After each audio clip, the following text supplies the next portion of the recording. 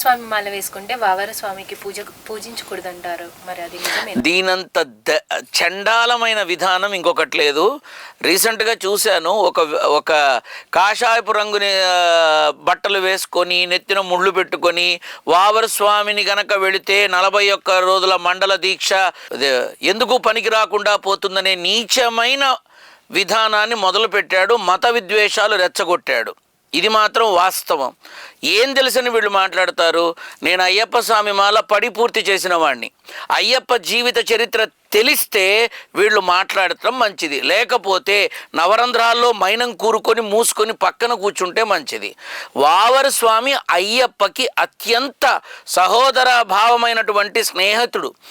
అయ్యప్ప వావర స్వామి జీవితాన్ని మార్చేసి ఎంతో సుగమమైనటువంటి మార్గంలోకి తీసుకొచ్చి తన ప్రజానీకం అంతా తనకి జేజేలు పలికే విధంగా వావర స్వామిని మార్చినవాడు అయ్యప్ప. వావర స్వామి యొక్క జీవితం ఏమిటి, అయ్యప్ప చరిత్రలో వావర స్వామి యొక్క భాగం ఏమిటో ఆ మనిషి తెలుసుకుంటే మంచిది.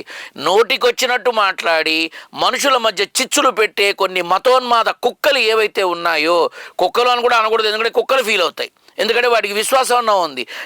వీళ్ళ స్వార్థ లాభాపేక్షమైనటువంటి అవసరాల కోసం కావచ్చు, పలుకుబడి కోసం కావచ్చు, పేరు కోసం కావచ్చు, అనవసరంగా మాట్లాడుతున్నారు. వావర స్వామిని దర్శించుకొని వెళ్ళాలి.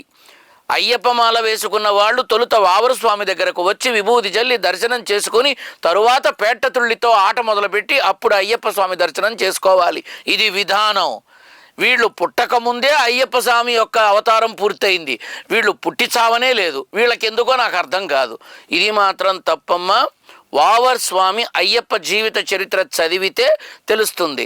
ఏంటంటే ఆయన ఒక ముస్లిము, ఆయన ఇలా అలా అని మాట్లాడుతున్నారు. మరి వెంకటేశ్వర స్వామి యొక్క పత్ని రూపంలో ఉన్న బీబీ నాంచారమ్మ ఎవరమ్మా? సో ఇక్కడ తెలుసుకోవాల్సింది ఏంటంటే, పురాణ ఇతిహాస గ్రంథాలు వాటి గురించి పూర్తిగా క్షుణ్ణంగా తెలుసుకొని మాట్లాడితే సహేతుకంగా ఉంటుంది తప్ప ఏదో నోరుంది కదా అని విచ్చలవిడిగా మాట్లాడడం మాత్రం ధర్మానికి విరుద్ధం. కాబట్టి అది తెలుసుకుంటే మంచిదమ్మా. వావర స్వామి యొక్క తొలుత వావర స్వామి దగ్గరకు వెళ్ళి అక్కడ మొక్కి ఆ తర్వాత పేట్టతుళ్ళి ఆడి అయ్యప్ప దర్శనం చేసుకునే విధానంలో శరంగుత్తి చూడాలి, గణేశుడిని చూడాలి, కన్నెమూల గణపతిని చూడాలి, మంజుమాతను చూడాలి, ఇలా ఎన్నో ఉంటాయి. అందులో ప్రథమం వావర స్వామి. కాబట్టి చాలా విలువైనదమ్మా. దయచేసి ఈ మత విద్వేషాలు రెచ్చగొట్టే వాళ్ళకి మీరు వీలైతే అయ్యప్ప జీవిత చరిత్ర పుస్తకాన్ని కానుకగా పంపించండి సంక్రాంతికి.